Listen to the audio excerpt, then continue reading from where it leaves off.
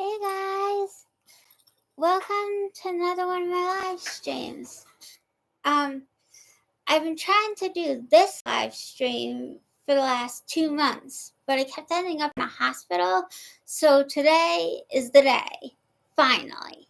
So welcome to How an Eating Disorder Ruined Cassie's $30,000 Vacation, Chapter 31 from my novel, Was I Ever Normal? We last left off in chapter 30 when Cassie and her family were just taking a 6-week summer vacation in Israel. After a family meal of irresistible Israeli food, she feels so bloated and uncomfortable that she can't stand it. So she sneaks into the bathroom and forces her to throw up the whole meal. We'll begin here.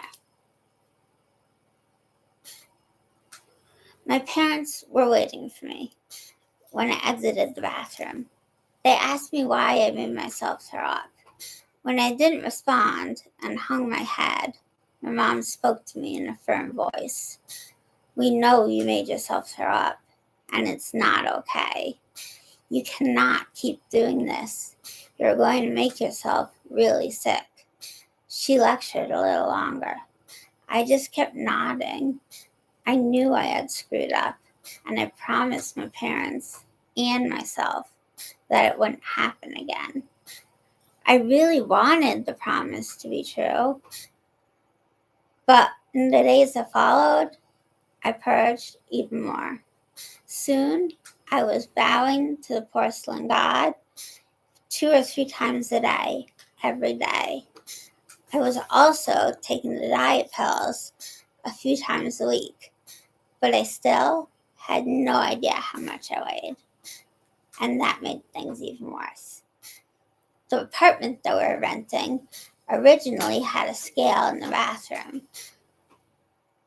but I had seen it when we first arrived and scoped the place out. But then it disappeared. I realized my parents had hidden it on me, or put it out of my 4'9" self reach or points of view. I tried not to throw up my meds because I knew that would mess things up. Because I had enough experience with meds by now to know that when I took them, my life was easier.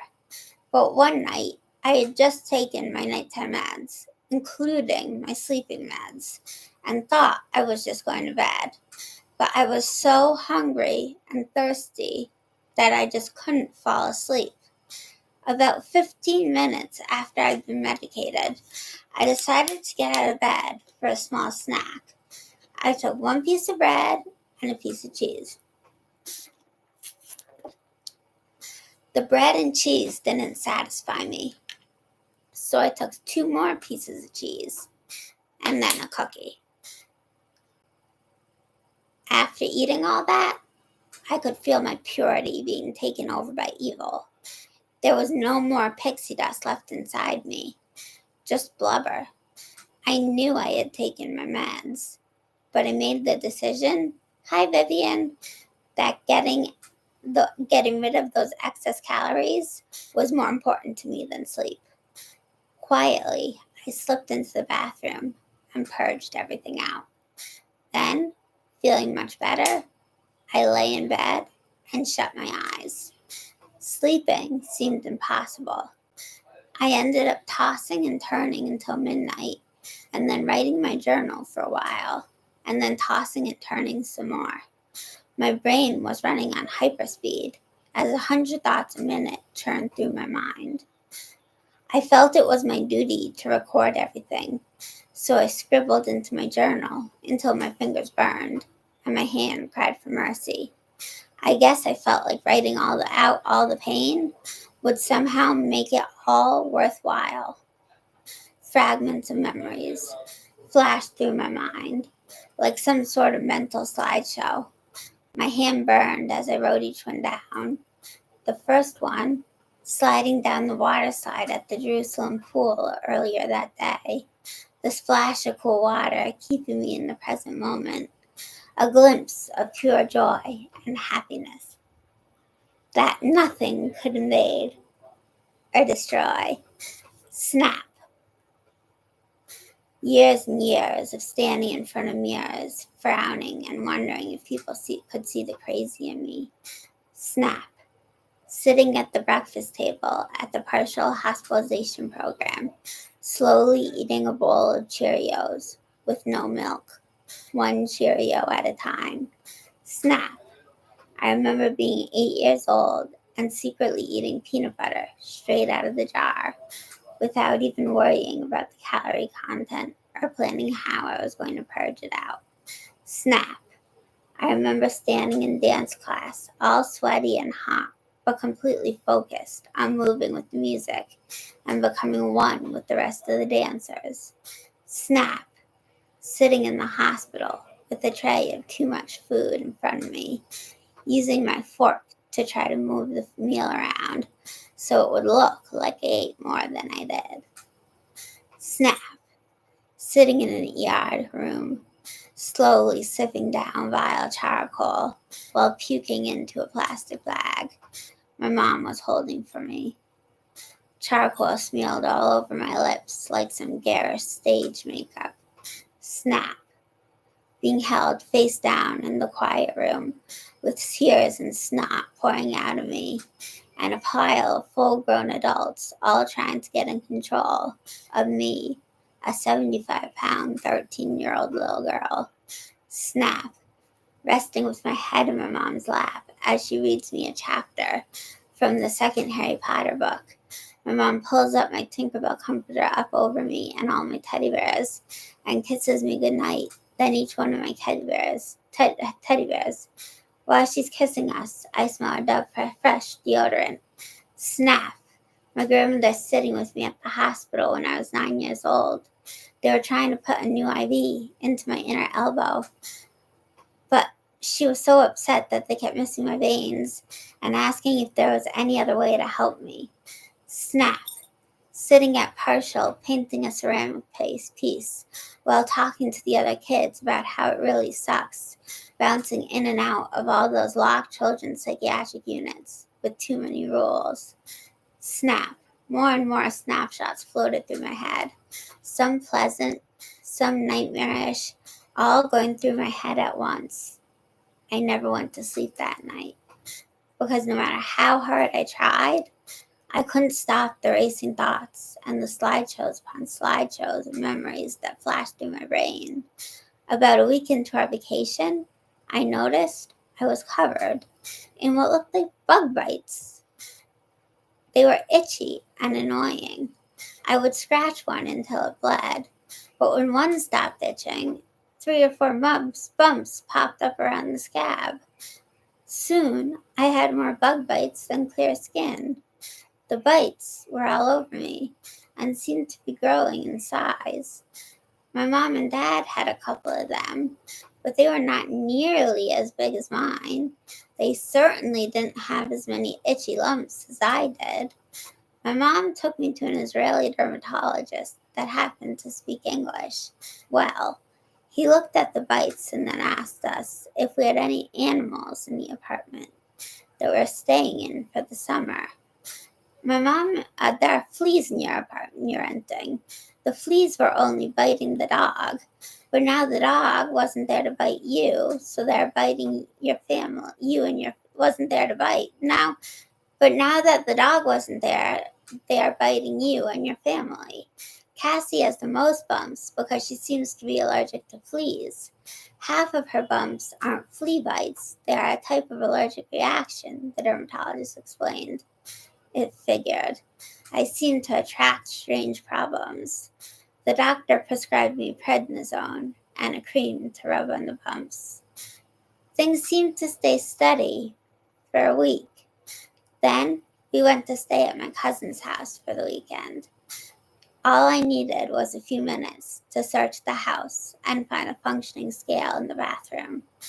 My pulse pounded in my ears, and I felt a tightness in the center of my chest as I shut the bathroom door behind me and quickly shed all my clothes, including my underwear and socks. Then I stepped on the scale.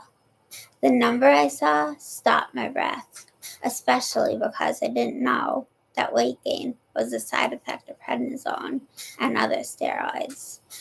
I had thought I was getting rid of all the food I was ingesting. I had thought exercising by hiking, biking, swimming, and walking everywhere would be enough. I had thought the diet pills might be helping, but the scale never lies, and the number I read didn't change, even after I got off and on 6 times. The scale was consistently reading that I actually weighed 93 pounds, 15 disgusting pounds more than I weighed when I left the hospital 2 weeks earlier. I wanted to cry. I wanted to scream. I wanted to tear at my body. I wanted to rip out all the fat. I didn't do any of those things. Instead, I walked out of the bathroom, straight to the one I was staying in. I walked out of the bathroom, toward my bedroom, lay down on the bed, and planned how I was going to lose the weight. My plans failed. Israel passed in a blur of body surfing in crystal clear turquoise oceans, boating in glass-bottom boats where there are schools of tropical fish, swimming in waterfalls and rivers that you could hike through, hiking through stunning deserts with multicolored sand, visiting outdoor marketplaces and bargaining with the locals to collect souvenirs to bring back home to Christine, Anne, my grandparents, and cousins, touring ancient cities, floating in the Dead Sea without even needing to swim, visiting biblical landmarks and the biblical zoo, swimming in the Sea of Galilee. We even went to the Western Wall, the last standing wall of the Jewish temple, built thousands of years ago. I have put my prayers between the crevices of the rocks, with millions of other little notes and papers of other prayers and wishes. I wrote, I just want my family to be happy and healthy. But then we went back to my cousin's house for the last weekend we were spending in Israel. I went straight to the scale. It read nothing less than 101 pounds. For the first time in my life, I had hit triple digits. I was devastated, shocked, horrified, dismayed. I didn't know how it had happened, but when I looked in the mirror, I knew the scale was accurate. My face was swollen, my hips wider and softer, my stomach no longer concave, my ribs were much less visible. This time I cried. The tears were silent as they slid down my chipmunk cheeks. I had always promised myself I would never let myself get like this, but it had happened anyway. My body swelled with desperation. It filled me so thoroughly that I could think of nothing else but how fat and gross I'd gotten. I was alone in the apartment. My parents had gone out with my cousin for one last fling of sightseeing. I knew there was no other options left for me. I had to look for diet pills that actually worked. I had to take a whole lot at once so I could lose a whole lot of weight all at once. There were no diet pills in the cabinet. I did, however, find a bottle of Advil. Carefully, I removed the bottle from the medicine cabinet. I held it gently in my hand and wondered whether I should take it or not. I didn't have a headache or any ache other than a heartache and severe depression and disappointment in myself and my body. I didn't know how to reach anybody.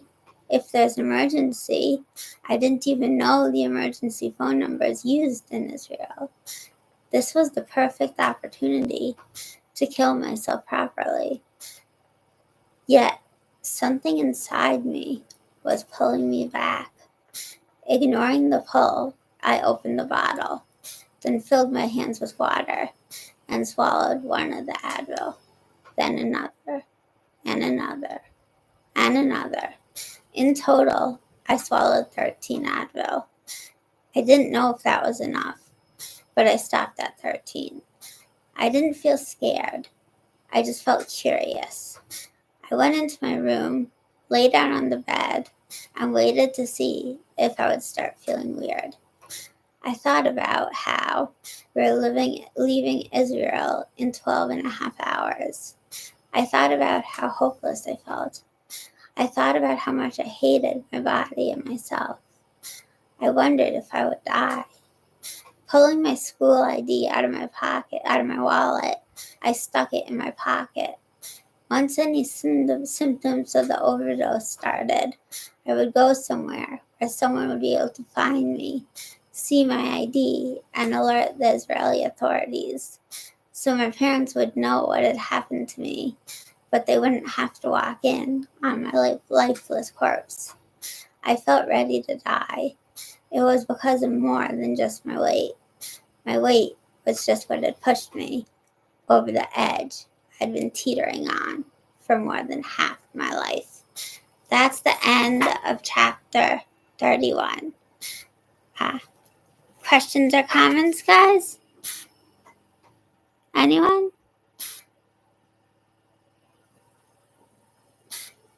Anything anyone wants to ask? Alright, well, I'll end the stream now. Thanks for coming, everyone. Oh, Vivian? Yes, I have been to Israel. I used to live in Israel, actually. I never went there for a 6-week summer vacation, but I used to live there, and then we've gone back several times to visit for like a month at a time,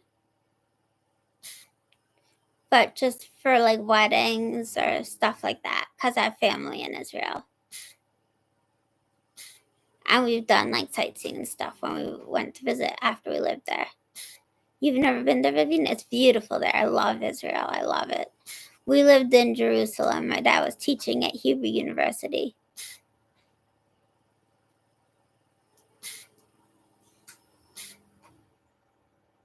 All right. Well, thanks for coming, guys. Love y'all. Bye.